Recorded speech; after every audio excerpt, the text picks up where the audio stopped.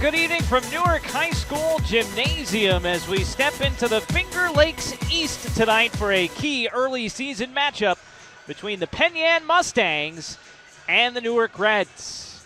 Glad to have you along with us on this Tuesday night. I'm Brendan Harrington, along with Tane Robinson, Jim Sinacropi, and the Hunt brothers behind the scenes. And you know, these games matter just as much early in the season as they do late in the season, Tani. Both teams with only 2 games under their belt.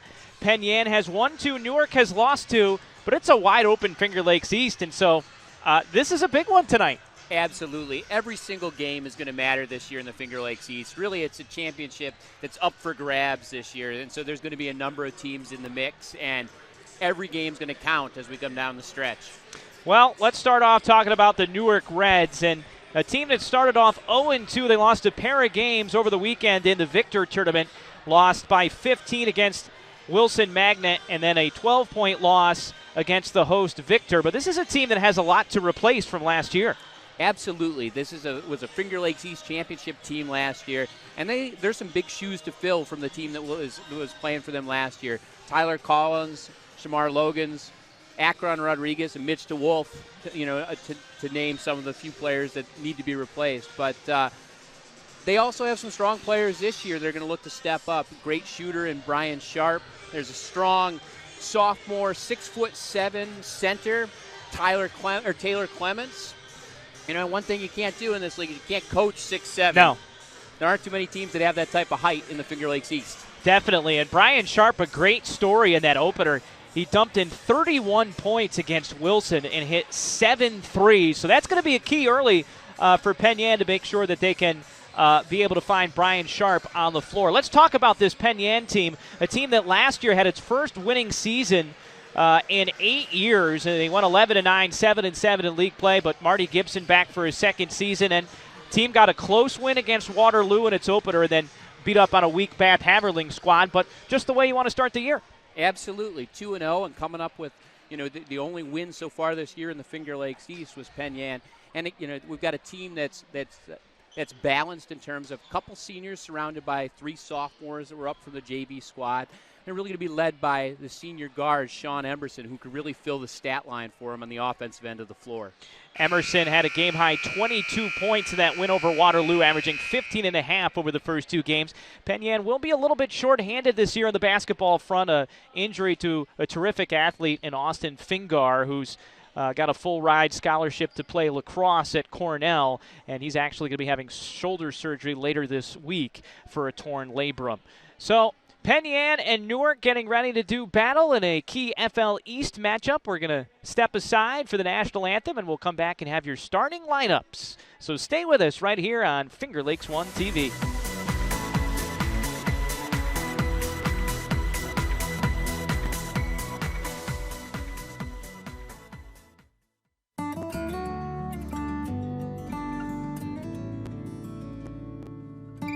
Guidance and partnership through every step of the journey. Welcome to Generations Bank.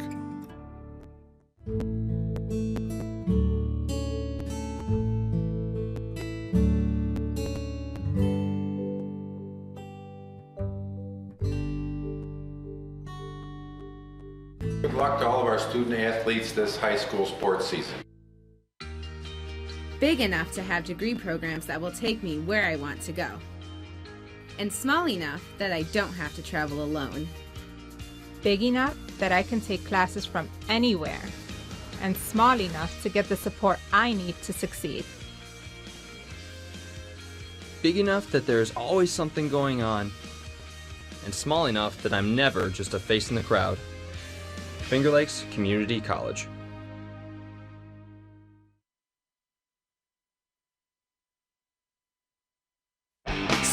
Sights to see on the internet, but for everything local, there's no place you can get it.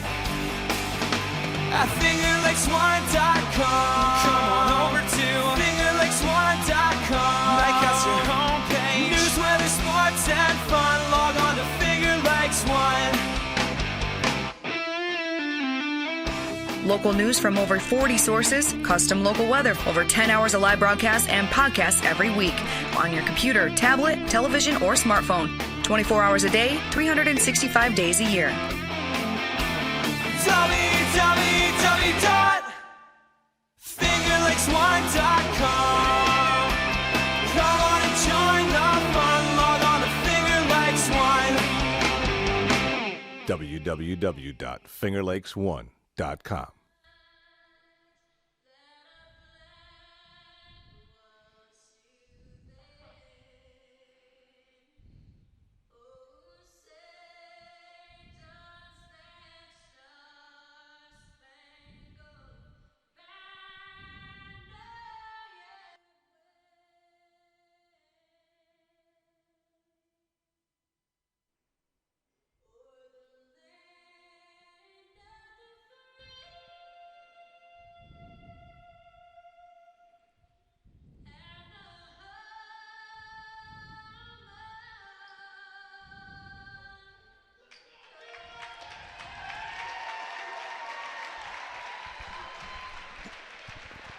Back at Newark High School Gymnasium as we get ready for a matchup in the Finger Lakes East tonight between the Newark Reds and the Penn Mustangs. Let's go ahead and get to the starting lineups. First of all, for the Mustangs, who are 2-0 on the young season with wins over Waterloo and Bath Haberling. Marty Gibson in his second season as head coach, as you see him there clapping in front of the bench.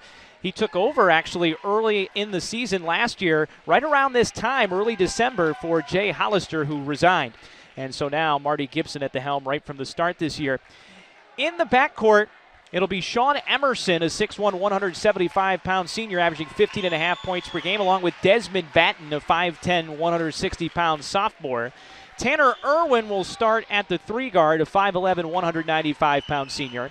And then on the front line, it'll be Dylan Stape, 6'1", 180-pound sophomore, who had 20 points in the win over Bath on Friday. And John McKay, a 6'2", 180-pound senior, will start up front as well. He's averaging 8.5 points per game. So for Penn Yan, the starting lineup again, Emerson, Batten, Irwin, Stape, and McKay. For Newark, in the backcourt, it'll be Jose Santel, a 5'10", 160-pound senior. Brian Sharp starts. We told you about his 31-point performance in the opener against Wilson. He's a 6', 165-pound junior. Nate Beard starts as a guard as well, a 5'11", 160-pound junior. And then up front, it'll be Nick Sinusel, a 5'11", 170-pound senior, and Taylor Clements, 6'7", 205, just a sophomore. So it'll be Santel, Sharp, Beard, Sinusel, and Clements up front for the Newark Reds. And Bob Havrilla in his 7th season at the helm for Newark. And the Reds will be in their home whites. Penn Yan in the road orange. Newark will be attacking the basket to your left, and we are almost ready for basketball. Your officials tonight for the contest, Ken Picciano and Dave Simmons. So a 2-0 Penn Yan team against an 0-2 Newark team. Penn Yan looking for their first win head-to-head since December of 2009, and the Mustangs will open up. Newark going man-to-man. They pound it inside right away, and Dylan State projected. The big guy, Taylor Clements, with the block right away. So 25 of the shot clock, and Penn Yan will inbound. You see the big presence inside, Taylor Clements for Newark, as he'll match up with Dylan State. Has a full head above him. Newark in the man-to-man. Desmond Batten leaves it back for Emerson. Tanner Irwin drives. Shot clock down to 5. Going to have to hurry to get a shot off here. And just before the horn, the scoop shot from State never hit the rim. They'll let him play. Nice rebound by Clements as the big guy pulled it in. Nate Beard might have got away with a double dribble, but makes a nice pass and a foul underneath. And that was Brian Sharp, who's now going to be headed to the free throw line. And Newark doing a great job defensively on that opening possession. They historically have had strong man-to-man defensive teams, and that's what they opened up with here tonight. So Sharp to the free throw line And the first foul of the game goes against Tanner Irwin.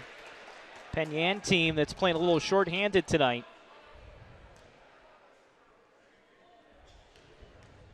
Eric Gifford, who's normally in the rotation, not playing tonight. He's not dressed because of illness. And both free throws good there from Sharp, and it's a 2-0 lead for the Reds, and we're going to have a foul down on the other end. Beard with the reach in there on the press by Newark. So each team now has been called for a foul. And Penn Yan inbounds. Here's Emerson. Emerson averaging 15.5 per game to start the year. Tanner Irwin sneaks inside and he draws the foul. Now, Tanner Irwin, just a good, solid, all-around athlete, Tony, and you saw a good nose for getting into the paint right there. Yeah, Irwin, the type of player coaches love. He'll hustle, get rebounds, scrappy defensively, can get you points when you need them. And looks like one of our officials going to come over to the scorer's table here. I don't know if there's a problem with the clock. That's Ken Picciano coming over. Well, there's currently 15 minutes on the game clock, so some type of... 75 minutes. Oh, 75. There we go. Yeah. Oh, it was instead of 7:05. They are showing on the scoreboard 2 fouls on Taylor Clements, but does he come out of the game? No, he's still in the game. I would think that might be a mistake because if he had 2 quick fouls, they'd probably lift him right off the bat. So first free throw is no good. And the second free throw up and in for Taylor Irwin. So he goes 1 of 2 from the line. Mustangs also opening up in man-to-man defense. So a 2-1 game now, which they haven't put the 1 point on the board yet. All sorts of issues with the clock operation scoreboard. And again, for the second time, Brian Sharp is able to draw the foul, and so he's going to head back to the free throw line where he just hit a pair. Getting down low with the scoop attempt. No. And foul on Penn Yan's Desmond Batten. That'll be his first. So a lot of fouls in the early going. We've played just 1 minute and 14 seconds, and already 4 fouls called between the two teams. Very confident stroke from Brian Sharp at the free throw line here as he's now hit his first 3 attempts. Never want to get a guy in a rhythm early, Tommy. No, especially not a shooter like Brian Sharp, who really can fill the stat line. Full court pressure from Newark nearly forced the turnover. It was deflected out of bounds by Nate Beard. Nate Beard, a really good defender, Tommy. Yep, Nate Beard we're probably going to see matched up a lot of the time on Emerson, as he is just all over the place. A real hustle defender, scrappy, tough. You can see Beard matched up with Emerson right here, as you said. And Desmond Batten drives, kicks out. That three-pointer from Tanner Irwin was way off the mark. That was a throw. 3 cups to the left for you golfers. A little deep as well. So Newark with the basketball and an early 4-1 lead. Jose Santel. Lob inside for Clements. Gets it with good position. But now double team will kick it back out. Sharp with the pull up. Got it. Sharp with a nice job there with the ball fake and then pulling up, hitting a little runner. Brian Sharp 6 and Penn Yan 1. All 6 points for the junior guard so far for Newark. Penn Yan able to beat the press right down the middle of the paint. Stape had it blocked for the second time of this game. Yep, each time Stape has challenged the rim, Clements has been there to meet him, and a 6'7" sophomore making his presence known in the middle of the paint. And that really plays right into Newark wanting to press, a team that usually likes an up-tempo game. But when you got the big guy in the back, if they do make it through the press, kind of as an eraser to make up for mistakes as the ball is knocked across the baseline. And we take a look at the last offensive possession for Newark. Clements kind of loosened things up on the inside. That opened up the driving lane for Sharp. 14 on the shot clock as Newark wide open look for Sharp and just left it a little bit short, and rebound pulled off by Tanner Irwin. Penn Yan still looking for its first field goal, and it will not come here as the shot from John McKay, a little bit short. Almost a set shot. Didn't exactly elevate on that 15-footer, but it will stay with Penn Yan. Stape boxed in the corner. Leaves it back for Emerson, and now we're going to have another foul as this will go against Nate Beard. And I think that's going to be Beard's second as we see a player from Newark up and coming in, probably to take him out. And Ben Coles. Yep. So that'll be the second foul, as you said, against Beard, and so that a key development early on. Just 3 minutes into the game, a 6-1 lead for the Reds. Desmond Batten trying to work off a ball screen. Penetration from Irwin, deflected all the way off the backboard, back out to Emerson. And right as he lets the three fly, we have a whistle blow. And I think the shot clock reset and should not have, because that ball deflected off the backboard and did not hit the rim. A shot clock operator's worst nightmare, getting noticed during the game. They just want to keep a low profile. You're still doing some shot clock work over down the road at Palmac, right? Yeah. Veteran shot clock operator. My thumbs work well. It's pretty much the only job requirement. Yeah. 12 seconds they'll put on the shot clock here. And now the game clock has gone back down to 0.0. So all sorts of clock issues here at Newark High School Gymnasium. The game hasn't had a lot of rhythm early on here, Tony, with the 5 fouls called so far. Now both teams are going to head back over to their bench areas. And we'll remind you that federal loans, if federal loans are not enough to cover the cost of your college education, the private student loan available through Generations Bank can be the answer to your funding needs. Learn more online at mygenbank.com.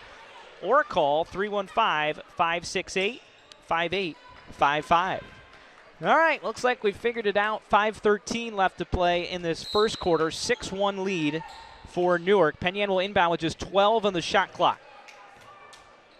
Desmond Batten inside for Stape. Up and under and draws the foul. Nice ball fake by Stape there. Working that up and under and getting Clements up in the air.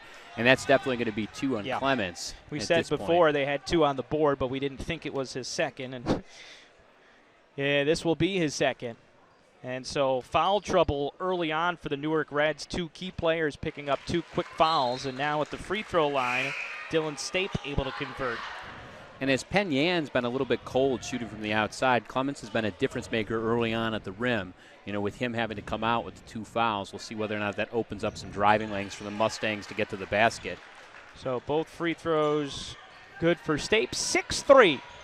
5 minutes left to play in the opening quarter. Santel pushes it into the corner for Sharp. And pass deflected out of bounds by Stape.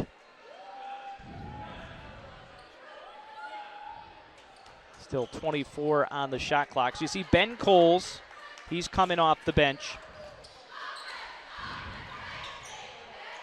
Gets it into Santel. Santel drives, good help defense, and penetration from Sharp, and he had it deflected out of bounds. Looks like Irwin maybe got a piece of that ball as Sharp was pulling up for the jump shot. Other player that has come into the game for Newark is number 3, Nick Greco, 6'2", 160-pound senior.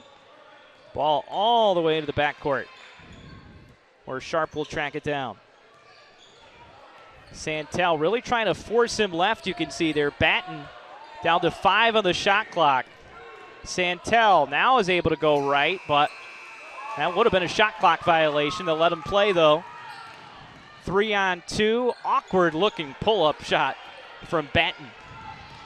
And Batten settling for not the best of shots in transition there. Had a 2-on-1 and wasn't able to take advantage. Santel does a nice job of using the body to finish that play.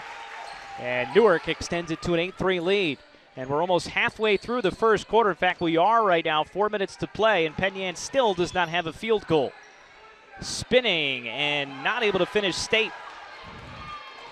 And here comes Newark looking to run a little bit. In transition, nice give and go. Sharp for 3, left it short. And the rebound tracked down by Penn, Irwin nearly threw the outlet pass away. And that three well off the mark from Desmond Batten. Penn not just missing from the perimeter, but missing bad. Certainly rushing their shots a little bit. That's a walk. Credit to the Newark defensive team, though, is that you see Newark's always getting their hands up, rushing out against the shooters. And Newark always is tough on that defensive end. Does a great job of shifting and helping. Logan Moynihan going to check into the game for Newark, so they've gone 3 deep into the bench. Very young Newark team, as you talked about earlier. Bringing up some sophomores after losing 4 to graduation last year. Again, Penn looking for its first field goal. They've gone to the bench as well. Tyler Keach, number 11, has checked in. Emerson really has not been able to get loose yet. Down to 8 on the shot clock. Batten kicks it. There's Emerson, 3 ball. Again, not even close. And a good rebound by Cowles. Did a nice job getting off the ground and pulling that down. Newark basketball with an 8-3 lead. Almost feel like if you're Newark, maybe could have a little bit more of a cushion right now with the struggles that Penn has had early. That ball knocked away from behind, but it deflected right to Moynihan. And wide open 18-footer for Greco is able to convert. Greco showing a nice stroke there from the elbow. 10-3, Newark with the lead. 2.5 minutes left to play in the opening quarter. Emerson inside for Stape. And again, the lob inside, this time deflected from behind. Good deflection from Coles. It forces the turnover, then gets it back, but had it rejected. Stape met him right at the rim.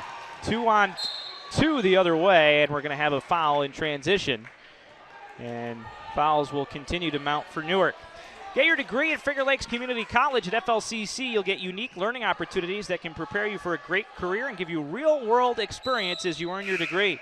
FLCC is now taking applications for spring semester. Visit flcc.edu to learn more. That foul was charged against Moynihan, and Penn will inbound. We only have 3 fouls on the board here, but I think now they have it adjusted. It's up to 5, so 5 team fouls for Newark. Now looks like Newark going into a little zone here. Off the out-of-bounds play, it looks like they've shifted into that. Nice follow. There's the first field goal. First field goal on the putback. So 1:35 left to play. It's now 10-5 as Newark goes nearly 6.5 minutes before they get their first field goal here in the first quarter. That's a tough step back from Sharp and impressive. It was only a 2. That's a big-time shot. It's difficult to defend. Drew contact, stepped back, and then buried the jumper. 8 points already for Brian Sharp. He had 31 in that opener against Wilson. Newark going back to the zone, and stepping in the passing lane is Coles, and he'll go coast to coast and lay it up and in. Great anticipation from Coles, and a timeout called by the Mustangs. A great job by this Newark Reds team turning their defense into offense. As we take a look there, that was the step back that you saw just off the screen. The first of the 2 baskets in that sequence for the Reds. So 14-5, Newark with a 9-point lead. And right now, if you're Waterloo, just trying to settle down a little bit here on the road. This is our first road game this year. Got both of the wins at home to start off the season. Yeah, I mean, Penn, while they do have a couple of seniors, definitely, also have a lot of sophomores, and this is a difficult gym to play in. It's large, it's an intimidating crowd, and let's face it, this is one of the strongest programs in Section 5 history, and certainly in the Finger Lakes. And, Penn knows they got to play well to continue winning. So 14-5, 9-point lead for Newark, and they're going to go right back to the full court pressure. They'll trap, and Penn able to advance the ball up into the front court. Sean Stape has checked into the game wearing number 10, as Sean Emerson handling the ball right now for the Mustangs. 19 on the shot clock, 40 on the game clock, and Pretty easy drive for Emerson, couldn't finish. Wide open putback was off the mark. As Tyler Keach unable to convert. And Ben Coles with another rebound. He's been all over the place since coming into the game. You know, Emerson has gotten a lot of good looks, Tani, particularly since Beard has left the game, but he just really looks off tonight. Emerson, typically the leading scorer for this Penn Mustang team, definitely struggling to find his range early on. Shot clock is off. That off-balance shot doesn't go for Moynihan, and we're going to have a jump ball coming up here. Possession arrow with 5.9 seconds left in the quarter will favor Newark, so Newark will have one last chance here to try and convert before the end of the quarter. Penn looking to go 2-3 on this out-of-bounds play. Santel to inbound. Brian Sharp out of the game right now. Newark having a hard time getting the play call. Now they'll get it on.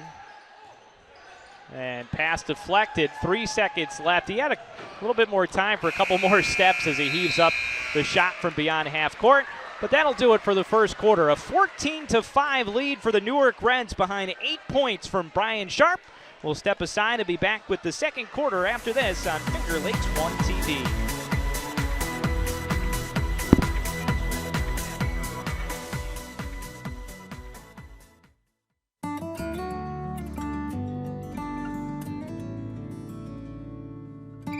Guidance and partnership through every step of the journey.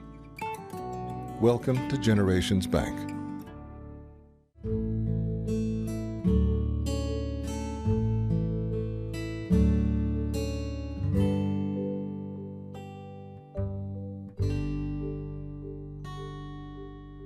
Good luck to all of our student athletes this high school sports season.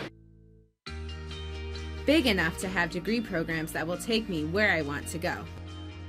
And small enough that I don't have to travel alone. Big enough that I can take classes from anywhere. And small enough to get the support I need to succeed. Big enough that there's always something going on. And small enough that I'm never just a face in the crowd. Finger Lakes Community College. Back at Newark High School Gymnasium, Brendan Harrington along with Tani Robinson, Jim Sinacropa, your director, Jeremy Hunt and Jason Hunt on camera. And high school basketball season is upon us as we take a look at the Week 2 power rankings. And always difficult early in the season, especially in a year like this where there's a lot of balance, particularly in the FL East. Minders atop at number 1. Pal Mac looks to have a real strong squad this year at number 2. And if you look, Newark number 4 and Penn number 5, the matchup you're looking at here tonight as we begin the second quarter. Just one field goal for Penn in that first quarter, and they'll look to get things on track offensively here, Tony. Yeah, Penn really struggling to put the ball in the basket. They've gotten some open looks, particularly after the big center, Taylor Clements, exited the game for Newark, but they still struggling to convert. There's another 3 ball that's way off the mark. That ball saved, but tracked down for Newark by Logan Moynihan. Brian Sharp back in the game after that big first quarter, but he turns it over. 3-on-2 the other way, and good wraparound pass, and an even better catch in transition by Dylan Stape. Nice job by Stape, not only catching that ball, but then finishing. Stape, who had 20 points against Bath Haverling on Friday, 18 of them came in the second half. Also scored 12 points against Waterloo, so double digits in each of his first 2 games. Here's Moynihan, dips into the lane, whip it around, Greco on the low post. Here's Nick Fabino seeing some of his first action, and the athletic guard made it all the way to the tin but couldn't finish, and it will be Waterloo basketball. Yeah, Fabino with a pretty good drive to the basket. Just put it up there a little bit too heavy. Speaking of the sloppy December basketball, I just dropped a Waterloo in the middle of a Penn Newark game. It happens. Caught myself immediately, at least. You know, the teams are struggling a little bit. The clock operators, we're all getting it together. It's December high school basketball. 14-7, the lead for Newark. Enjoying a 7-point lead. Inside and a nice up and under move. Good seal. Kind of awkward because he used his right hand, but Dylan Stape able to get good position on the inside, and he quickly has 4 points here in the second quarter and 6 on the game. Good use of the power dribble by Stape, and the larger Stape starting to make his presence known against the smaller Newark reserves.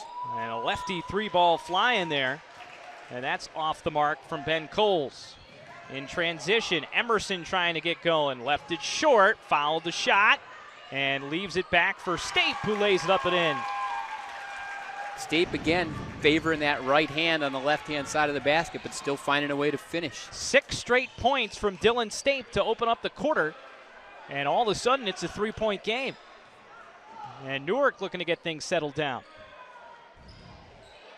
Penn Yan in the man-to-man. They'll mix things up defensively as that's deflected out of bounds. Talking with Marty Gibson, they'll mix in a little 2-3 and 1-3-1 in the half court.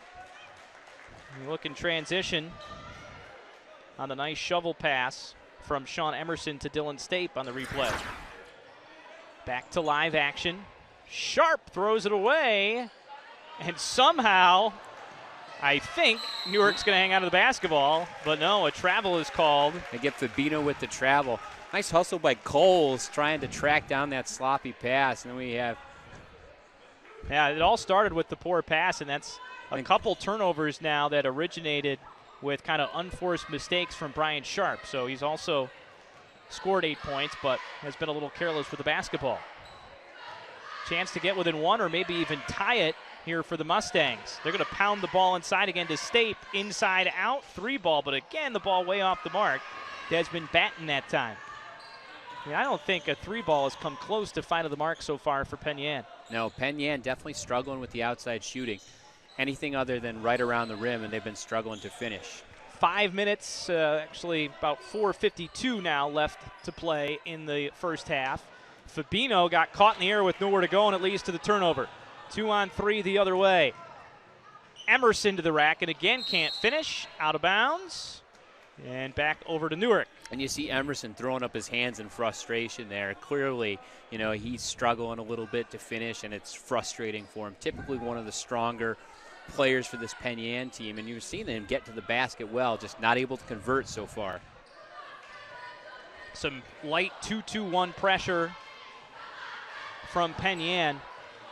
Coach Gibson said he likes to press with his team, but didn't know how effective it would be against a Newark team that's traditionally pretty athletic.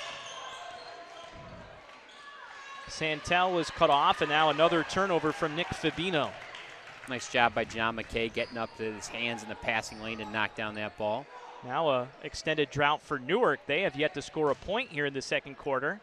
And the up and under move inside from John McKay, his second basket of the first half. 4 points for McKay, and it's an 8-0 run for the Mustangs going back to start the second quarter. Got to credit the Mustangs, able to get back in this game so quickly. And a near steal. Fabino really struggling to take care of the basketball right now. Newark will get things under control. And if we look down along the sideline there, it looks like Coach Avril has had enough of letting the reserves have a go at it and is going to come back with some of his starters, even though they've got a couple of fouls. Yeah, the big reason they've gone so deep into the bench is the foul trouble. And Jose Santel used about every part of the rim there, but couldn't get it to drop. So still Newark without a point here in the second quarter. Will this get Emerson going? Can't find the mark. And out of bounds to Newark. And we're going to see 3 players for the Reds coming back into the game as we take a look around Wayne Finger Lakes basketball tonight. Pal Mac, the number 2 team in our rankings, is at Wayne. Matchup of 2 top 10 teams between Waterloo and Mid Lakes. Dundee, the number 10 team, at Red Jacket just down the road, among other games. So Newark looking for their first points, and another turnover. And Beard trying to find Senecal underneath the basket. So Beard is back in the game, as is Taylor Clements, both playing with 2 fouls. And Nick Senecal, as you just mentioned, also has checked back in. Sharp stays on the floor, along with Jose Santel. Penetration pass was a little bit behind Dylan Stape, but he tracks it down and buries the 3. It's been all Dylan Stape this quarter. He has 9 of the 11 points. for the Penn Yan Mustangs, and we're going to have a foul down on the other end. It looks like it's going to go against Emerson. You can see the penetration. The pass was behind State, but he tracks it down and buries it. Figures that would be the first three-pointer that they hit. So Penn Yan takes a 16-14 lead. Now under 2.5 minutes left to play in the half. Newark has still not scored a point in the second quarter. Sharp penetrates, is cut off baseline, forces it anyway. No good. Loose ball finally put back up and in by Jose Santel, but that was Clements who kept that ball alive. 4 points for Santel. Penn Yan breaks the pressure, and an awkward but effective finish for Stape. What a big quarter for him. And Stape going right at Taylor Clements, which is what I'm sure Coach Gibson wants to have occur is, with the 2 fouls, take it right at the big man, because the defensive system changed drastically at the end of that first quarter when he was taken out of the game. Pass went off of the big man Taylor Clements, and so back over to Penn Yan. 18-16 lead for the Mustangs. 13 points for Dylan Stape, 11 of them here in the second quarter. It's a Stephen Curry-like quarter. Heat check. And a lot of contact, but no call. Some nifty ball handling by Beard there, getting through the pressure. Tanner Irwin tried to force it, led to the turnover. Too strong from Sharp, but it turns out to be a pretty effective pass to Nick Sinusel. His first points. And we're tied at 18, minute 15 to play in the half. Again, they break the press, had numbers, but a poor pass leads to the turnover. And we hear a little bit of noise from the from the Penn Yan bench as Jose Santel had his hand just shoving the Penn Yan player to the ground there. No call from the officials. And looks like we're going to have a timeout. And I believe Newark called it. So each team now has spent a timeout. At Dobbins Drugs, they believe their customers are like one big family. Whether you need assistance getting over a winter's common cold or a get well card, Dobbins is there to help you. Located in downtown Lyons for over 50 years and 3 generations. And all that time, or philosophy has never changed. Their customers come first. And Wayne Finger Lakes basketball on Finger Lakes 1 TV. Also brought to you by Finger Lakes Partners Insurance for your life, home, auto, and future. Trust someone who lives in your community with offices in Geneva, Waterloo, and Victor. Visit Finger Lakes Partners online at fingerlakesinsurance.com. Well, had a 14-5 game at the end of the first quarter, but this thing's turned into a tight battle, tied at 18 with just 1:11 left to play in the half. This Newark Red squad seems to be struggling a little bit in the half-court offensive end. Most of their points have come off of transition, or really from Brian Sharp kind of forcing the issue and creating some awkward shots. Turnovers have been the problem on both sides. And we've also seen a Penn Yan team that's been able to get some good looks in the half court, but hasn't been able to convert from the perimeter. 19 on the shot clock, opening on the baseline, and Sinusel's able to draw the foul. Nice ball fake by Sinusel, getting Stape up in the air.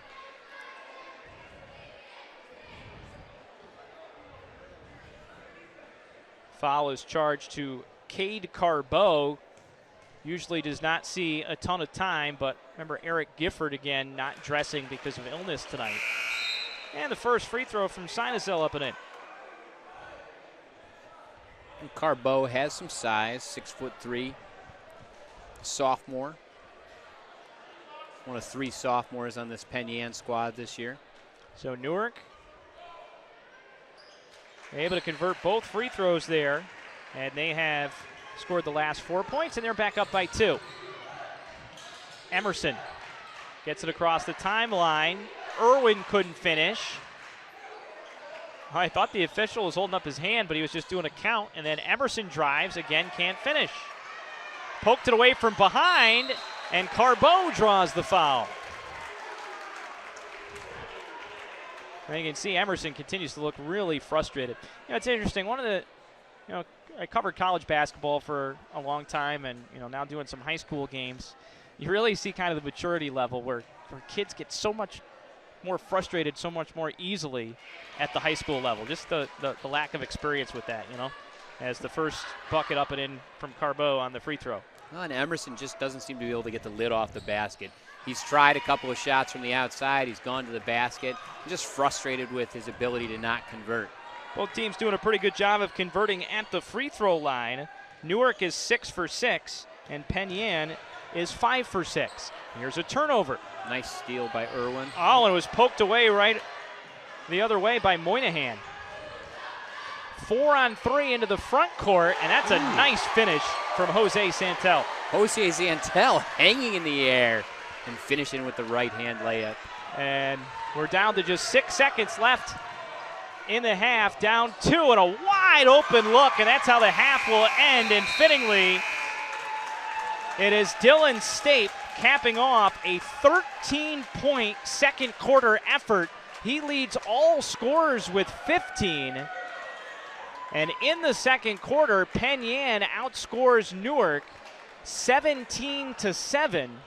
And so we are tied 22-22 at the half. 17-8, actually, the second quarter is your tally. So this game's going to be decided in the second half. I guess one positive you could say for the Newark Reds is at least they were able to avoid picking up a second foul against either one of those key players we talked about in Nate Beard and the big man, Taylor Clements, but certainly got to feel like you let Penn back into the game. Yeah, I mean, Penn was struggling from the field in that first quarter and found a way to get the ball in the basket, and it really was through the hands of Dylan Stape, who we saw get a couple of baskets in close, knock down the three, was hustling on the defensive end, and it really changed the flow of the game that second quarter.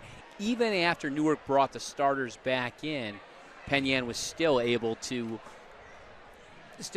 keep control of the game on the offensive end and was doing a nice job of attacking the basket. So 22-22, Penn and Newark at the half. We'll step aside and be back with your halftime report as we continue along here in FL East action on Finger Lakes 1 TV.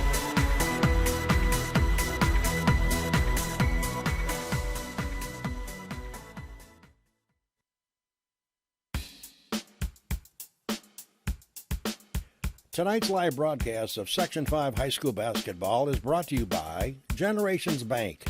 Federal loans not enough to cover your college education? Learn about the private student loans available through Generations Bank at mygenbank.com. By Finger Lakes Community College. Thinking about life after high school? Get your degree at Finger Lakes Community College. Dr. Rod Littlejohn Orthodontics. Celebrating over 30 years of smiles with style and proud to support our area high school athletes. UR Medicine and Thompson Health, medicine of the highest order. Dobbins Pharmacy, serving their customers in downtown Lyons for over 50 years and 3 generations. By Finger Lakes Partners Insurance, with offices in Geneva, Victor, and Waterloo. Trust someone who lives in your community. Ferrara Lumber and Building Supplies. Plan your next kitchen or bathroom remodeling project at ferraralumber.com. By the Newark Pilots and Geneva Red Wings of the Perfect Game Collegiate Baseball League. Penny's Place Family Restaurant. Large portions and home-cooked meals in the Liberty Plaza between Seneca Falls and Waterloo. By Jimmer's Auto and Stevers Garage. Late model cars, trucks, and minivans on Fall Street in Seneca Falls. By Finger Lakes Construction, building structures for a wide range of applications with state-of-the-art design and flawless execution since 1969. Red's Place, great lunches served daily in downtown Seneca Falls, and $1 tacos every Monday night. And FingerLakes1.com digital marketing. Building, maintaining, and hosting great websites for local businesses since 1999.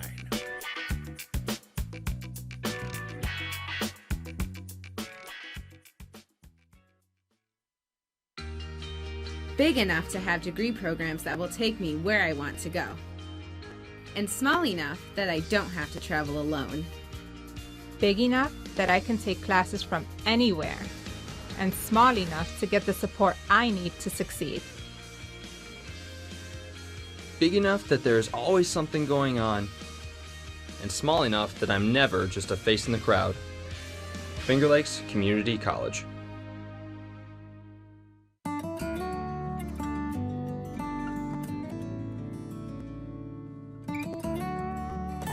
Wisdom passed on from generation to generation. Welcome to Generations Bank.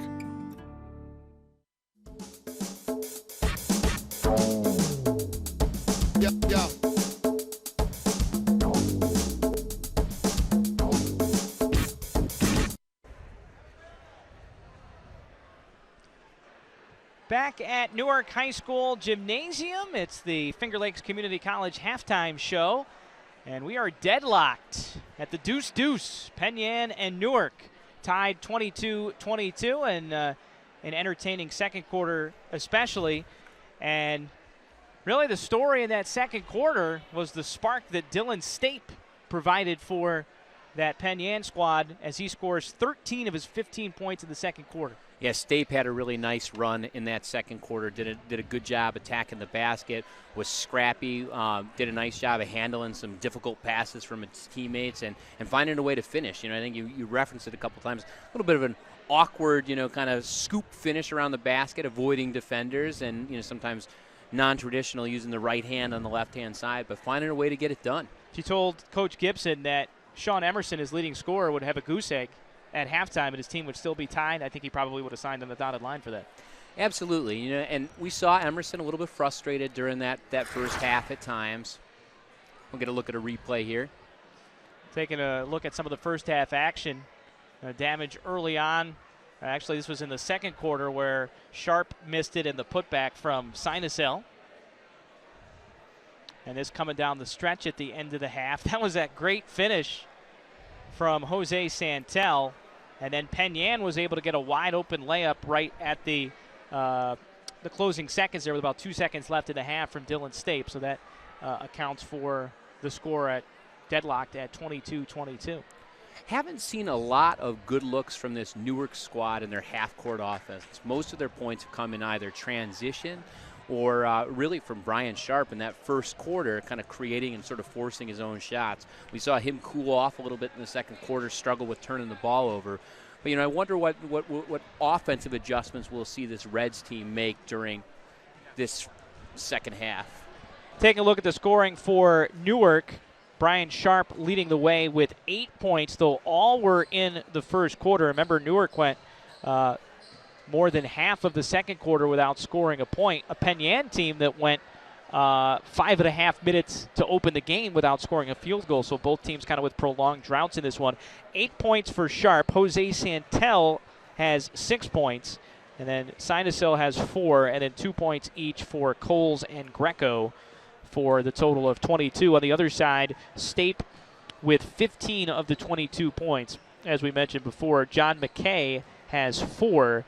And then Cade Carbo. He's got to make my all-name team for the Wayne Finger Lakes team. Good alliterative name. Absolutely. He had the 2 points off the free throws. And free throw shooting a story here in the first half as well. Both teams very good at the line. 5 of 6 for Penn from the free throw line. And Newark 6 for 6. So some sloppy play in terms of turnovers and some rough outside shooting from the perimeter from Penn. But the free throw shooting has been very fundamentally sound. Also want to remind you that Penny's Place Family Restaurant is located on 5 and 20 in the Liberty Plaza between Seneca Falls and Waterloo, well known for their large portions and home-cooked meals, a large selection of breakfast items, and everything including burgers, salad bar, and wraps for lunch. So if you want a great meal while pitching a penny, come to Penny's Place. As the crowd taking things in here on a Tuesday night. We're going to step aside. We'll be back with second half action between Penn and Newark in this key early season FL East matchup. So stay with us here as we wrap up the Finger Lakes Community College halftime show on Finger Lakes 1 TV. So many sights to see on the internet, but for everything local, there's one place you can get it. At FingerLakes1.com. Come on over to FingerLakes1.com. Make us your homepage. News, weather, sports, and fun. Log on to FingerLakes1. Local news from over 40 sources, custom local weather, over 10 hours of live broadcasts and podcasts every week on your computer, tablet, television, or smartphone. 24 hours a day, 365 days a year. www.fingerlakes1.com. Come on and join the fun, log on to Finger Lakes One. www.fingerlakes1.com.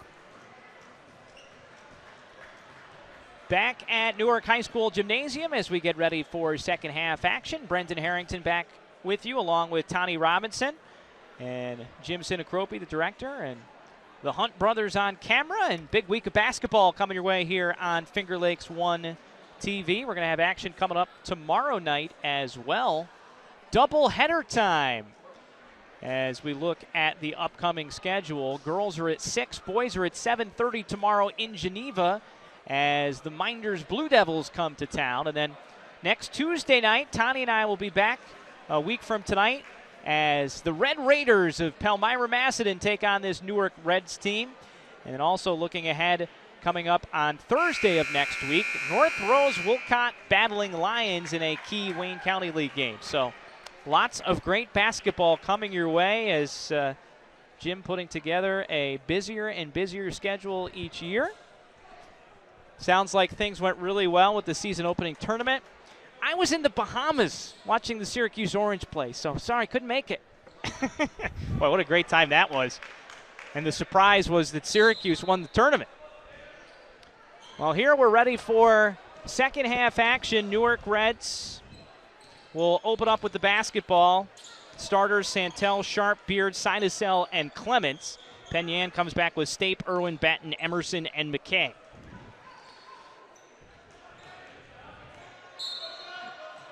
And we're going to have a foul on the floor here. Quick first step from Nate Beard that time. Yeah, Nate Beard has demonstrated some exceptional ball handling throughout this game. Quick dribble, gets the ball down low, fast move. You see Penn Yan lining up in the 2-3 zone right there. Santel will inbound.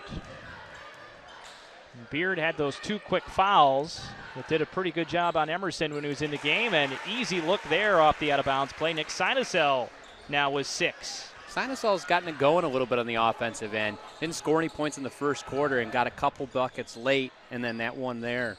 Well, you probably don't want to give the guy who just dumped in 13 and a quarter a wide-open look, but it was halfway down and came out.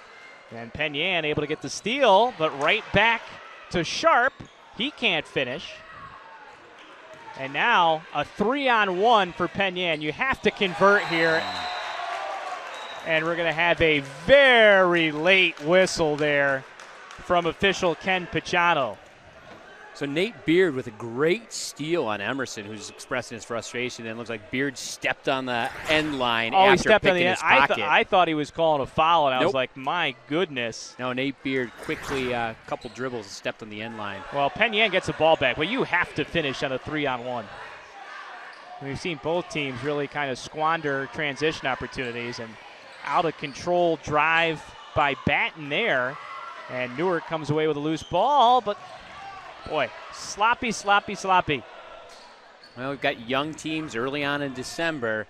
Turning the ball over is going to be something that these teams are both going to get better at cutting down on later in the season. They're going to have to, or it's going to be a long season.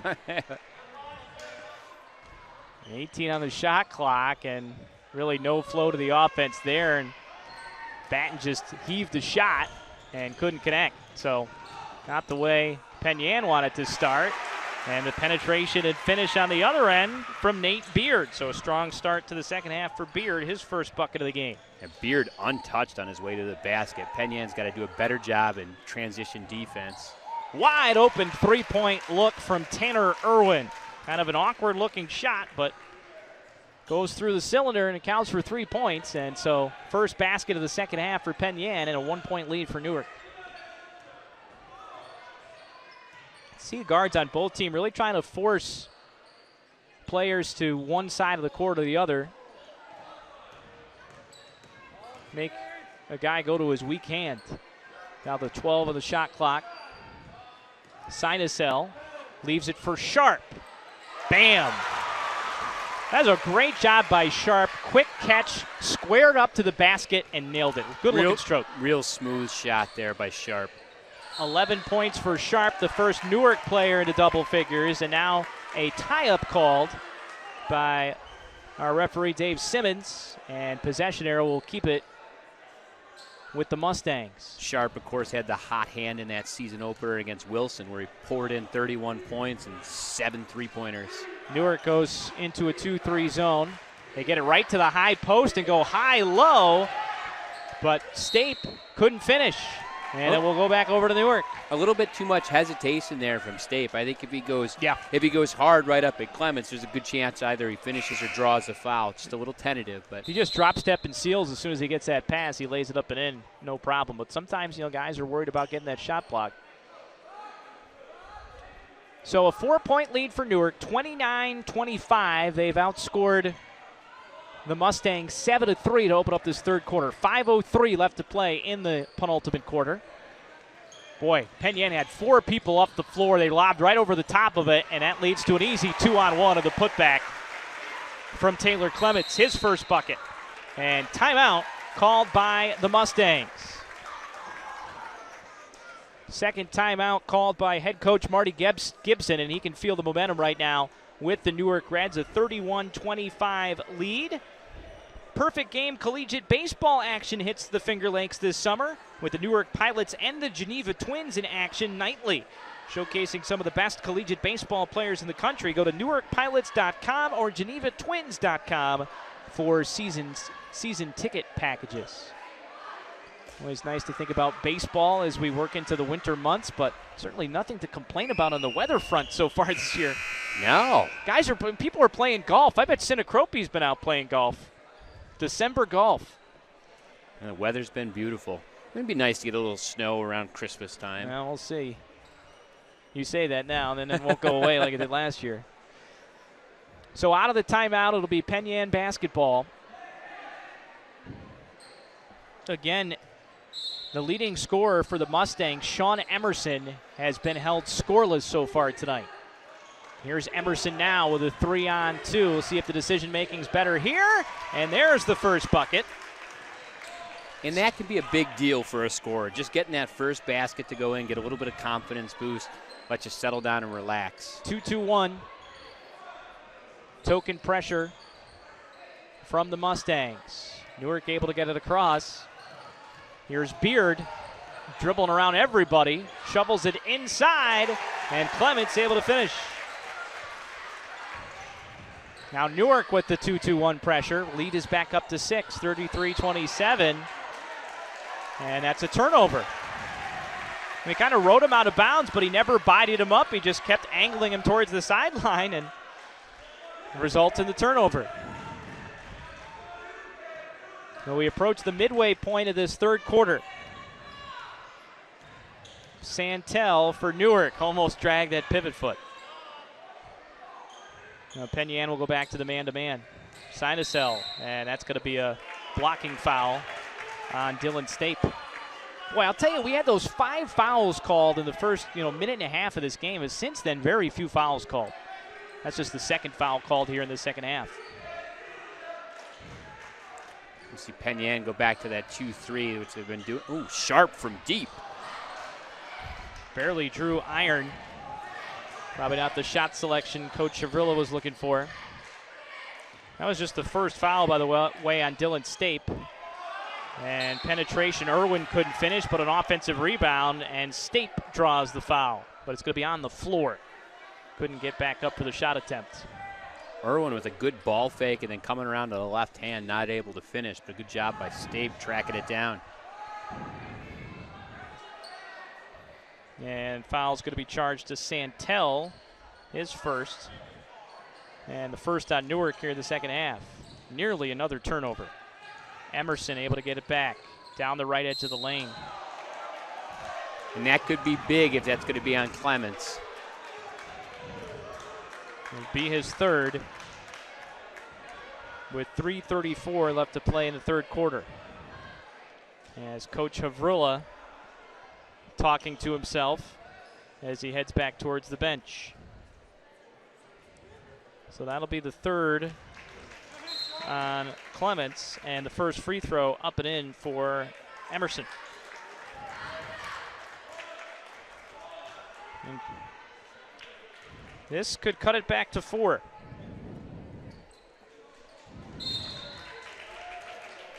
So Emerson with 4 points here in the third quarter.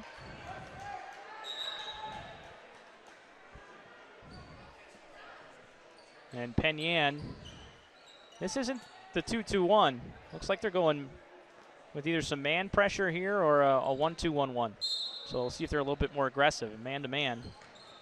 Well, it's supposed to be. Both guys went after the same person, though, and so Santel easily gets the basketball.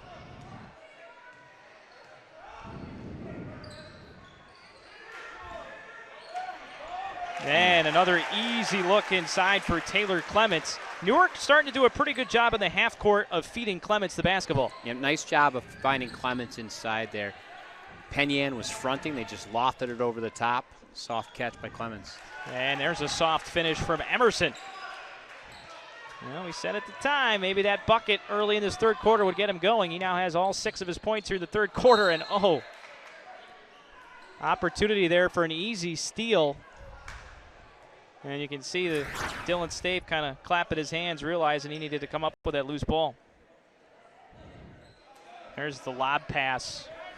Good touch from Sharp, setting up Clements inside. They throw it deep into the backcourt for Beard. Beard a little behind the back. Yeah, he's definitely got the ball handling skills, except he went behind the back one too many times, and Emerson, look what he found. Lays it in.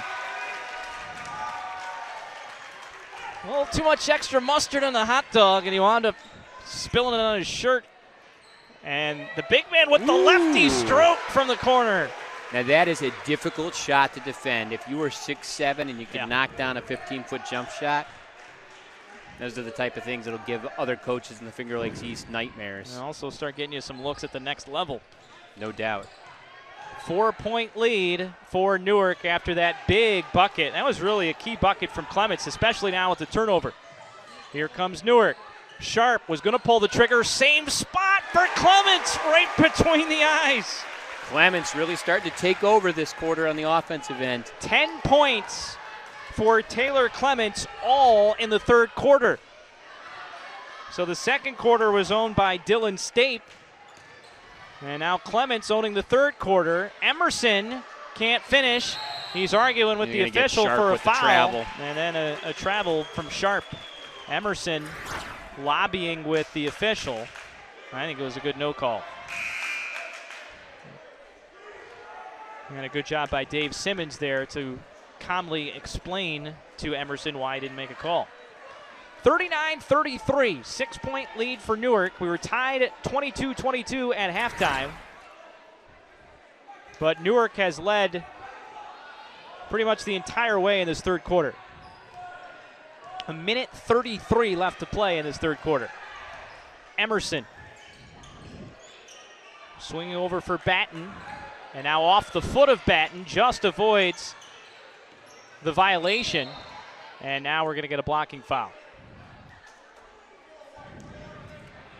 Coach have really given a couple of his top players a break here the last minute of the quarter, getting Clements out of the game and Sharp, protect him against fouls, and also give him a little rest before the fourth quarter. And a good decision to keep Clements in the game. He picked up that third foul, but it was past the midway point of the third quarter, and Clements had been heating up, and he continued to play well offensively after he kept him in. And now another foul coming up against the Reds. Moynihan was called for his second a moment ago, and now Santel called for his second. 4 team fouls on Newark. 1:15 to play in the corner. Penn down 6. Good position for Stape on the entry pass, but just too strong with the layup. As we approach 1 minute left to play in the third quarter, and that's a tackle as Emerson takes down Santel. Nice little student section across the way for the Newark Reds.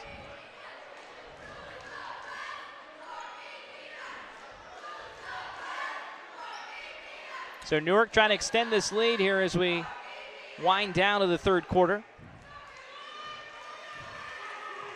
Santel has played a lot of minutes tonight for Newark, has 6 points. Coles flashes at the free throw line, and then the pass deflected out of bounds. 48.4 remaining.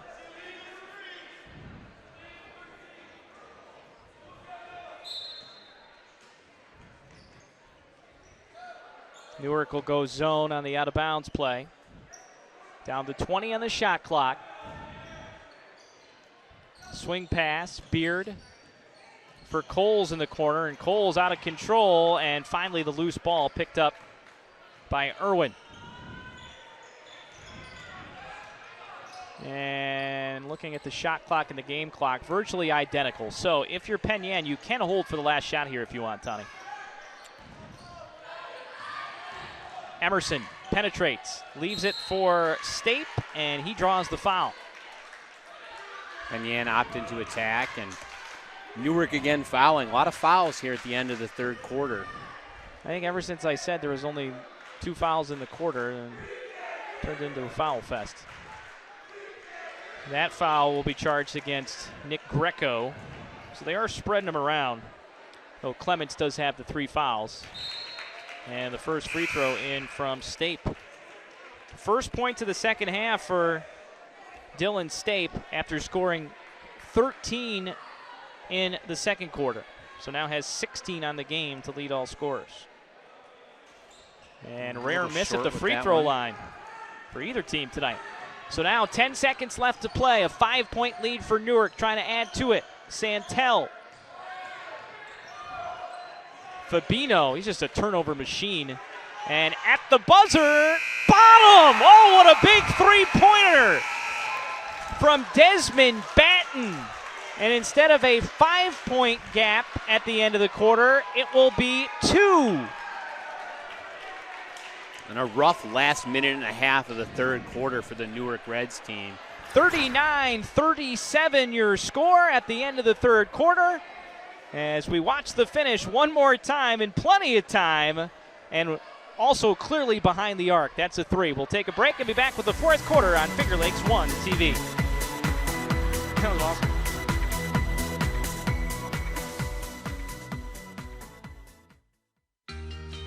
Big enough to have degree programs that will take me where I want to go. And small enough that I don't have to travel alone. Big enough that I can take classes from anywhere. And small enough to get the support I need to succeed. Big enough that there's always something going on. And small enough that I'm never just a face in the crowd. Finger Lakes Community College.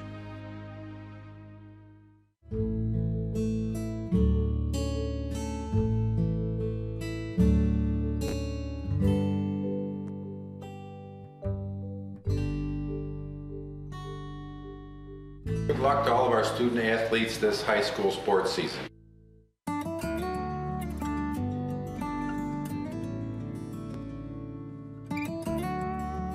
We hold on to the things that really matter. Welcome to Generations Bank.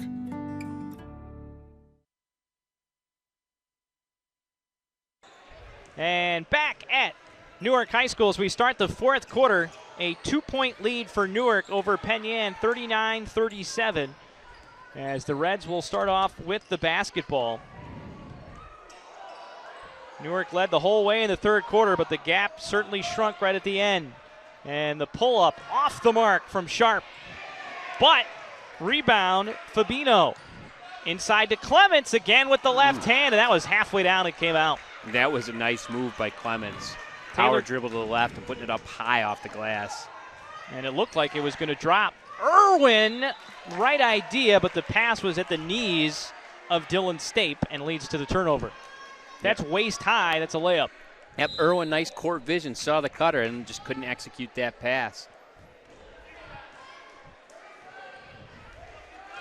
So Newark led by as many as 7 in the third quarter, but cut to 2 with the three-pointer by Batten right at the gun. Newark with the basketball. Still got a lot of guys off the bench in the game right now, including Coles inside. That's a tough finish Coles over Tanner muscles Irwin. it up and in. So you got Coles is in there, Greco is in there, Fabino is in there. And now as I say that, we're going to see Beard get ready to check back in along with Santel for the stretch run. Wide open three for Emerson, bottom. Yeah, Emerson's gotten it going. You know, the couple of those finishes inside, and he's starting to gain a little bit of confidence, knocking down the ball, which will make a big difference for this Mustang squad. And now it's just a 1-point game. Emerson with 11 points all in the second half. Little jump and run here out of the zone from Penn leads to a wide open three for Sharp, and he has the answer. And you do not want to lose track of Brian Sharp if you're Penn. That's the one player you got to keep an eye on at all times. And wow, not a great shot from Stape, and a timeout called by Gibson. Everything's going down in the fourth quarter. So Stape now with 18 points. It's back to a 2-point margin at 44-42 as we take a look at the replay. This was Sharp off the skip pass from Taylor Clements. So Clements doing it all, not only with the 10 points in the third quarter, but a nice assist right there. Jimmers Auto offers a full inventory of late model cars, trucks, and minivans. Check out their full inventory online at jimmersauto.com. And for service, visit Stevers Garage on Fall Street in Seneca Falls. Jimmers Auto and Stevers Garage, strong supporters of local high school athletes for over 40 years. Also, high school basketball here on Finger Lakes 1 is brought to you by Ferrera Lumber. Ferrera Lumber has been a fixture in Seneca Falls since 1959. Start planning your next kitchen or bath remodeling project at FerreraLumber.com. And serving great lunches in downtown Seneca Falls. Awesome daily specials, soup, and the best sandwiches in town. Visit menshalloffame.com for the full menu. So Penn has spent 3 of its total of 6 timeouts, so they have 3 timeouts remaining. Plenty of timeouts remaining for Newark. They've only spent 1. And still a lot of time left. 6:05 left to play in the fourth quarter as Newark brings it up. Pass deflected by Emerson. Beard lobs inside for Clements. The help was late, and Clements finishes. He's taken over. Yeah, Clements, great job gathering that ball in. Little ball fake and then taking it to the other side of the rim for the finish. And Clements, who had a team-high 11 points against Victor in the last game for Newark on Saturday, he surpassed that mark now all in the second half. Stape went up, and he draws the foul. They're going to get Ben Coles, had basketball, but also had part of Dylan Stape's arm. So Stape will go to the free throw line. Free throws could loom large down the stretch. Stape is 3 of 4 from the free throw line so far, 18 points in the game. He has a chance to hit the 20-point plateau in back-to-back games as he dumped in 20 against Bath Haverling on Friday night. So look at Bob Havrilla right there. Coach Havrilla, one of the most animated coaches in the Finger Lakes. It's like the stress level's up a little bit there, even though he's in the chair. Both free throws find the mark for Stape, and he is at 20 points now. 46-44. Newark with a 2-point lead. Santel safely advances it across the timeline. In the corner for Sinacel. Beard back to Santel, trying to find the passing angle for Clements. And wow, Havrilla really on the official there. I think they got Carbo with the foul there on Clements. Maybe Coach Havrilla was just getting on one of his players, and it just happened that Dave Simmons was walking by. So Carbo called for his second. It's the team's 4th. Next foul, by the way, on Newark will put Penn into the bonus. Sinacel bobbled it and leads to what looked like was going to be a steal and a timeout granted to Penn. They are only going to have 2 remaining, but a heads-up play there to grab the timeout. Though some of the boos raining down from across the way here at Newark. But again, kind of sloppy with the basketball, the Reds in the half court. And chance to thank some more of our sponsors. Finger Lakes Construction is the #1 post-frame builder in New York State, providing complete building packages for a wide range of construction, including personal garages, commercial office complexes, municipal, agricultural, pole barns, and more. Visit them online at fingerlakesconstruction.com.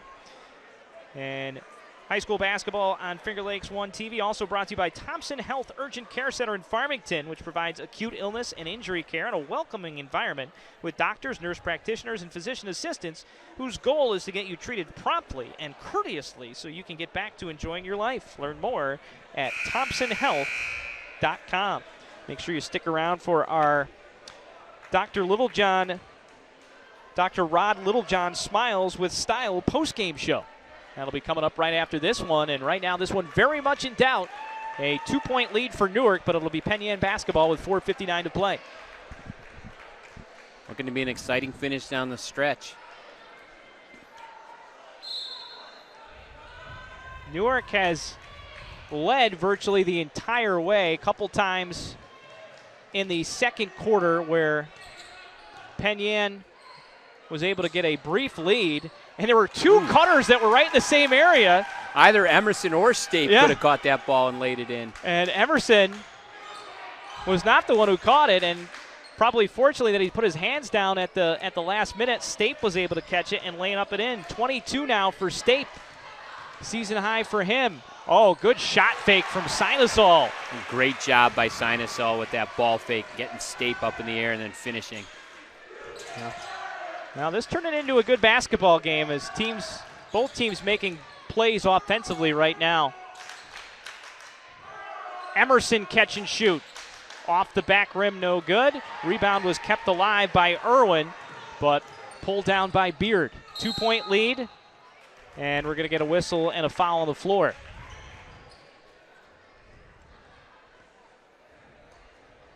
And Penn Yan with a substitution coming in here. John McKay will come back into the game for Carbeau.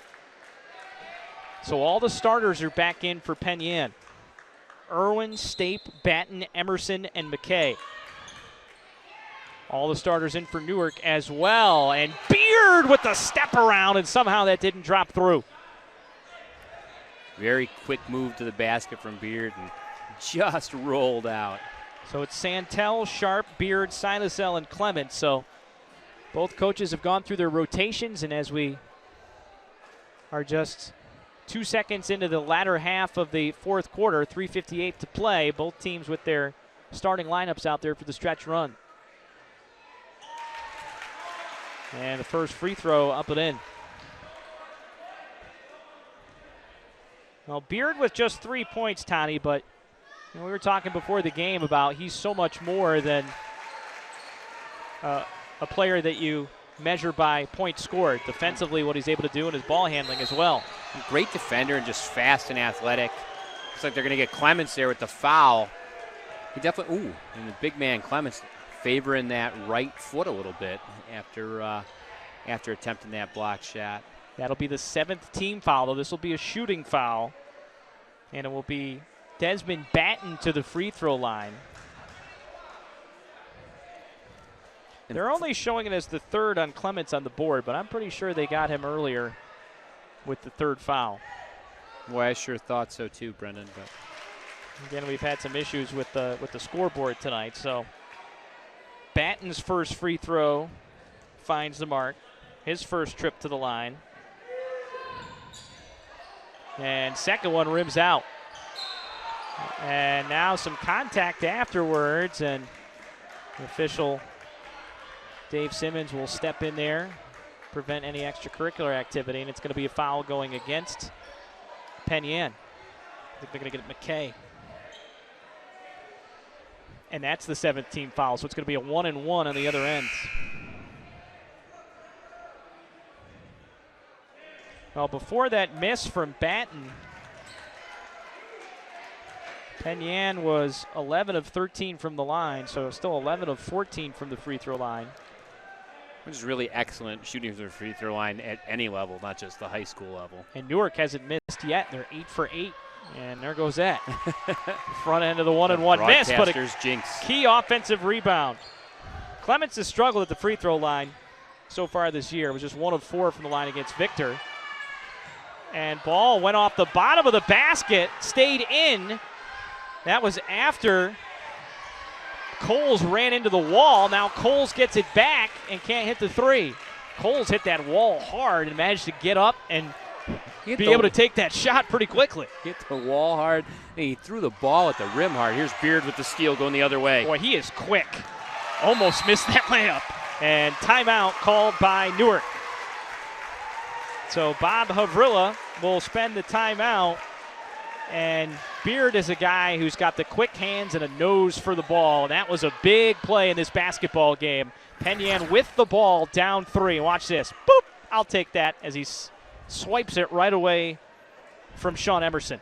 Boy, remember that play right there. That could be a key in deciding this one down the stretch. With 3:17 left to go in the fourth quarter, that puts Newark up by 5, 52-47.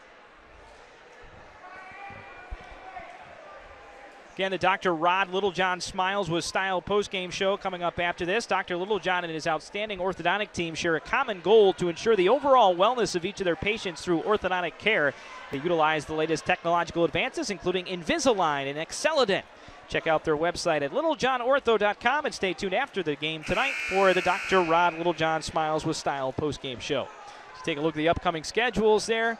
It's a key game for both teams. Penn Yan, back-to-back road games coming up with Hornell and Wayne, with a home game against Mid-Lakes before that. And then 4 of the next 5 on the road for Newark. So here we go, 5-point deficit for the Mustangs with 3:10 left to play. Both teams in the bonus. Irwin does not pull the trigger for 3, leaves it for Stape. Shot was altered by Clements, but then Irwin with the loose ball rebound, and he puts it up and through. Scrappy play from Irwin after missing that shot, coming down with the rebound and finishing. And halfway down and out, right from the free throw line, Clements. But a smooth stroke still for the big man. And that ball was halfway down.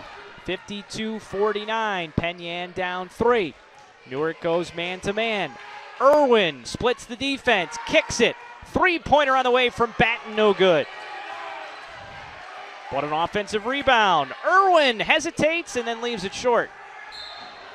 But it'll, nope, thought he was going to call Mustang basketball, but it'll go to Newark.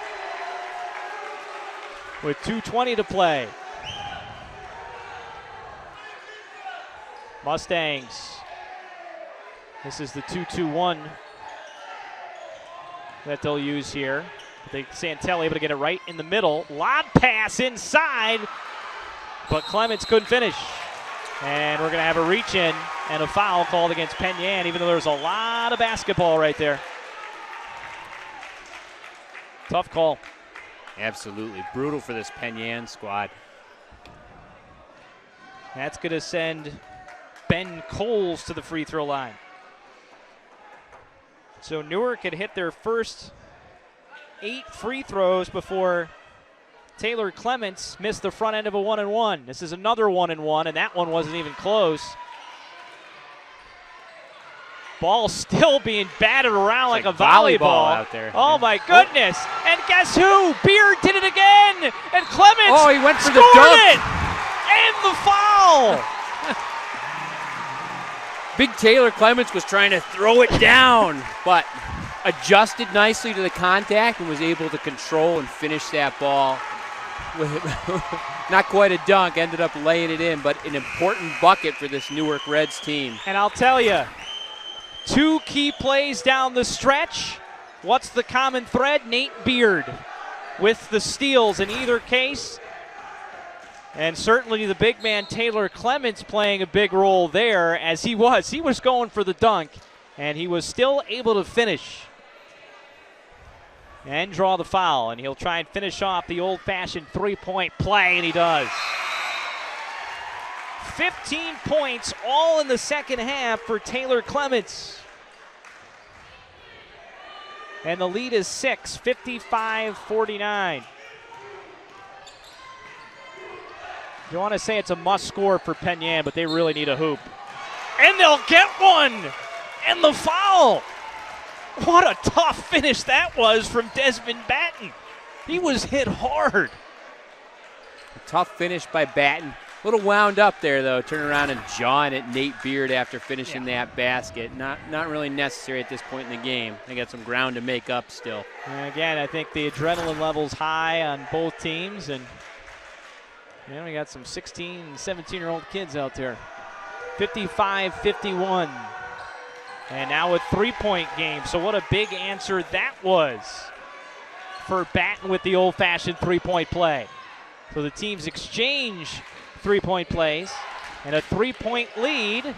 Pass lobbed inside. Whoa, my. I don't know how Clements found the ball amongst a whole bunch of arms, and then a reverse layup finds the mark. Difficult finish. Clements caught that ball, and a true reverse layup, just basically backwards up over his head when he's standing underneath the basket. So Clements with the three-point play, Batten with the three-point play, and then Clements with another big bucket to make it 57-52. And now we have a timeout. I believe Newark called the timeout. So Reds now with 3 timeouts remaining and 2 timeouts remaining for Penn with 1:43 left to play in this fourth quarter. 57-52 your score. Well, this has been fun, Tony. You love to see both teams making plays and having answers here in the fourth quarter. I know we had some sloppy minutes, and even still here in the fourth quarter there's been some turnovers, but boy, when the teams have managed to hold on to the ball, we have seen some entertaining buckets. Oh, there's been some great finishes, and the shooting percentages Yeah. have come way up in the second half from where they were at in the first half. Both teams shooting the ball a lot better from all over the floor. You wonder if this could be Taylor Clements' coming out party. You look back at this game early in the year where maybe a young big man kind of realizes what he's capable of. Well, it's certainly, we talked a little bit at halftime about Newark struggling in the half-court offense, and really what they've done in the second half is just they've run that half-court offense right through Taylor Clements. I think that Find starts a way to get the ball in his hands. With Coach Avrilla, making it an emphasis at halftime to get him the basketball. So here we go, another possession for Penn where they really need a bucket. They're going to have to battle through some pressure first. They have 3-on-2. They got the numbers. But Emerson, that's kind of been a story for him tonight. Inconsistent in his finishes, particularly in transition. And now Newark forces the issue. Irwin with the steal. Emerson to Irwin, and he draws the foul. Now we're going to find out here for sure how many fouls Taylor Clements has. And then that previous possession, his fourth. Nate Beard from Penn looking to get out in transition when probably Coach Avrilla would rather we see him slow it down a little bit. Got a little bit of a situation. lead. Time and score. So that is the fourth foul on Taylor Clements. And another made free throw for this Penn team. Taylor Irwin. Irwin has 7.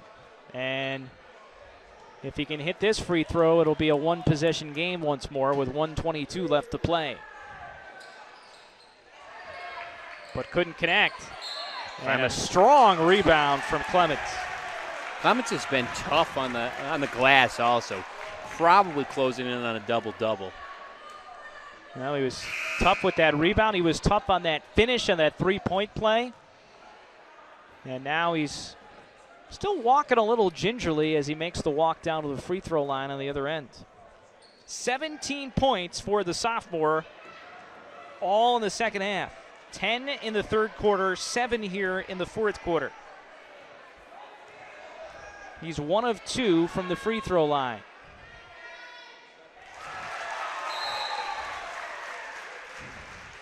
Everything 2 shots from here on out for the Reds. Next foul will put Penn into the double bonus. So all our free throws, 2 shots the rest of the way. Boy, confident stroke from Clements. Gets them both. And Yan looks to attack. And Emerson really could have used a finish and 1 right there with his team down 6. Instead, he's going to have to go earn 2 at the free throw line. So now 19 points for Clements. 19 for Clements, 14 for Sharp to lead the way for Newark. Sinusol has 8. And meanwhile, Emerson connects. Emerson in double figures. He now has 12. This to make it a 4-point game. Minute 14 to play. Now they just put the basket on the wrong team. And a turnover. And the bucket, no good. Missed opportunity there for Penn Yan. Absolutely. It was a good defensive pressure for Penn Yan. Forced the turnover, but not able to convert. We have the correct score on our graphic of 59-55, but right now 60-44 showing on the scoreboard here at Newark High School. They're going to have to get that fixed. Meanwhile, we're going to have a timeout with 57 seconds remaining. And it's Newark spending the timeout, so they now have 2 timeouts remaining. So bad turnover. I was kind of locked into the scoreboard issue. Bad turnover there from Newark, and Penn Yan couldn't take advantage. Yeah, Penn Yan did a nice job applying pressure, and then Newark turned it over right underneath the basket. We had a 3-on-1 situation for Penn Yan, unable to convert.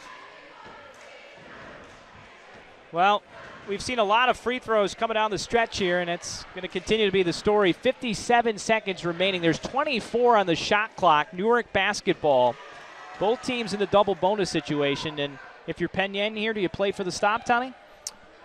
I think the way that Newark's been shooting the ball from the free throw line, absolutely. You know, there's more than enough time. You don't need to rush for the foul and see if you can force Newark into a bad shot. Sometimes when teams attempt to milk the clock, you know, they end up chucking it up and making a difficult shot. And we've seen on the other end, Penn Yan been able to quickly attack the basket and get to the free throw line and stop the clock. Newark 11 of 12 from the free throw line in the game.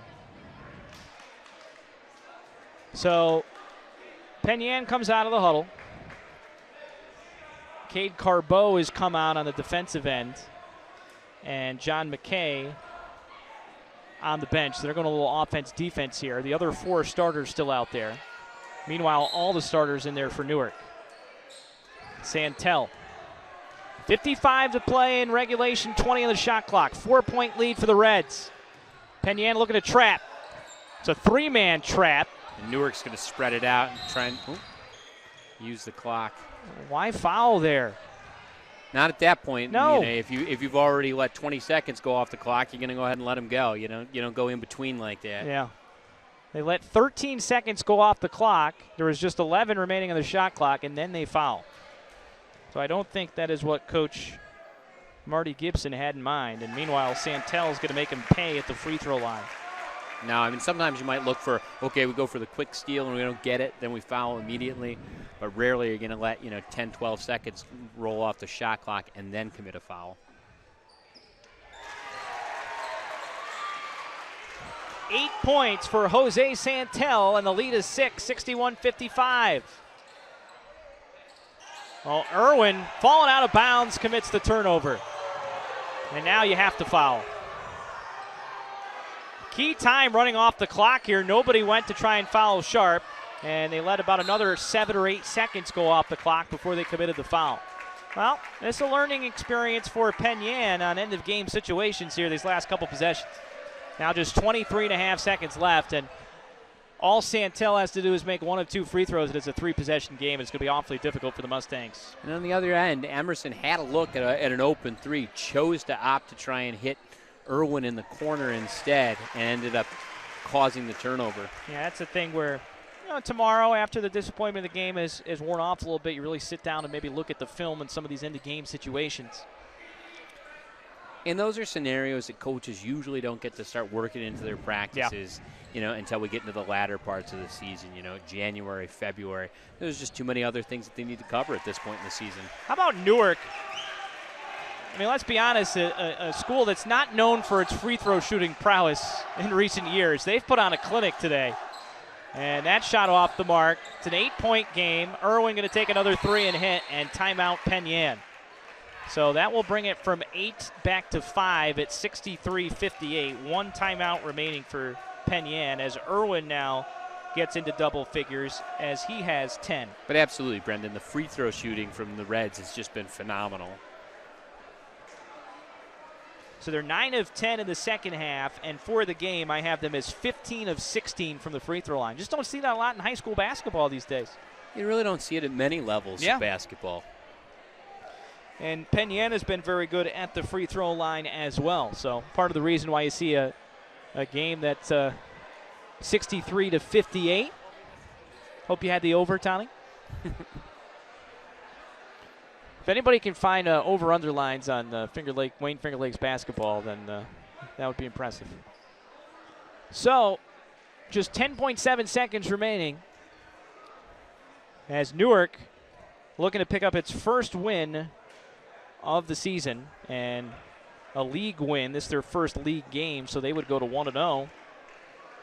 Penn has a league win under its belt, a 2-point win over Waterloo, so a couple of close affairs early in the season now for Penn. And things don't get any easier for this Newark Reds team as they're going to look to play Minders later this weekend and then Pal Mac early on next week, the 1 and 2 teams in the Finger Lakes 1 power rankings. Yep, and then back-to-back road games with Waterloo and Mid-Lakes.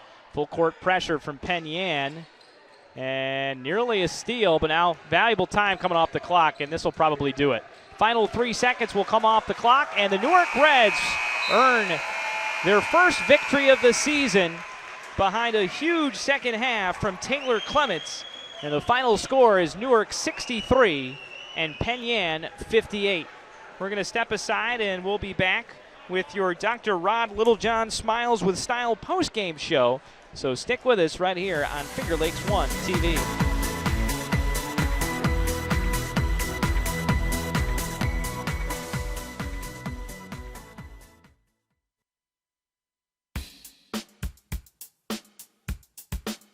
Tonight's live broadcast of Section 5 high school basketball is brought to you by Generations Bank.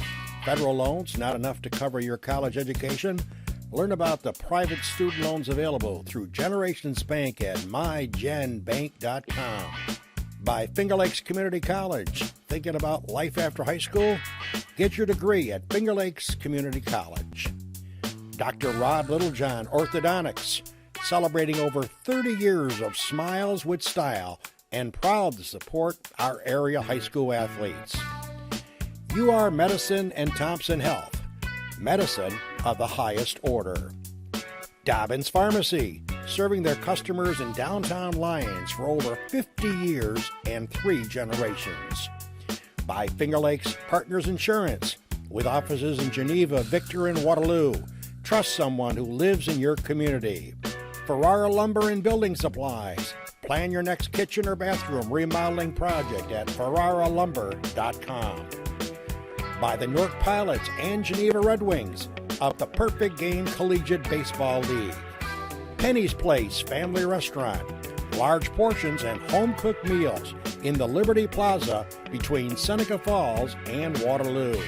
By Jimmer's Auto and Stevers Garage. Late model cars, trucks, and minivans on Fall Street in Seneca Falls. By Finger Lakes Construction, building structures for a wide range of applications with state-of-the-art design and flawless execution since 1969. Red's Place, great lunches served daily in downtown Seneca Falls, and $1 tacos every Monday night. And FingerLakes1.com digital marketing. Building, maintaining, and hosting great websites for local businesses since 1999.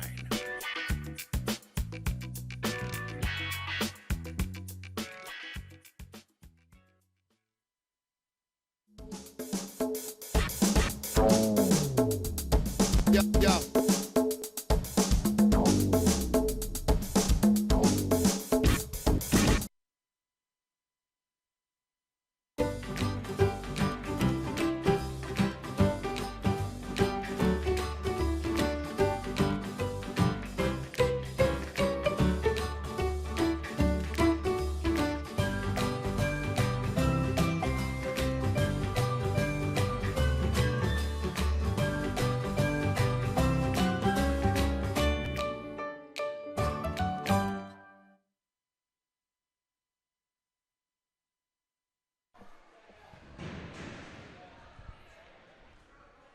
Brendan Harrington, Tane Robinson back with you from Newark High School Gymnasium. The final score tonight, 63-58, Newark over Penn. And welcome to the Dr. Rod Littlejohn Smiles with Style postgame show.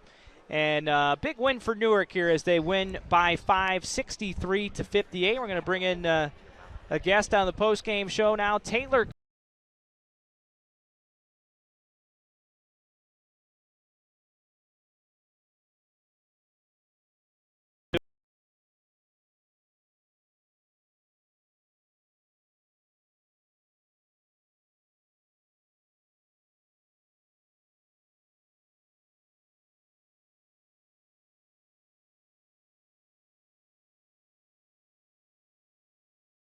Feel like kind of got you going, thinking back to the game? Our high-low play got us going because it's just a rotation of the high post to the low post, and it just keeps everything moving.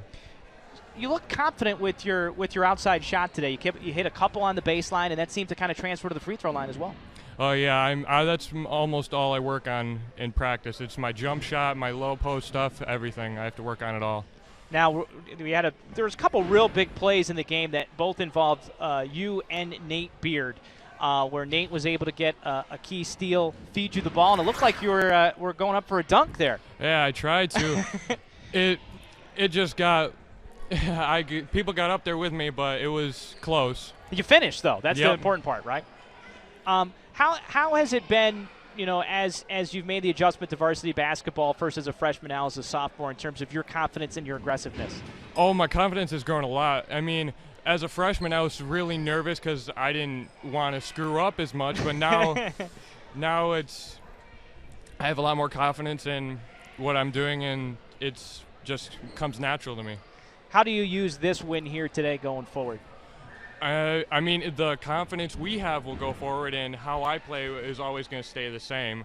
And it's just going to – my game will always be intensity, and I'll just keep it that way. All right, well, congratulations, you guys, with Thanks. a really important win and an outstanding second half. Looks like a fun game to play in. Yeah, it was.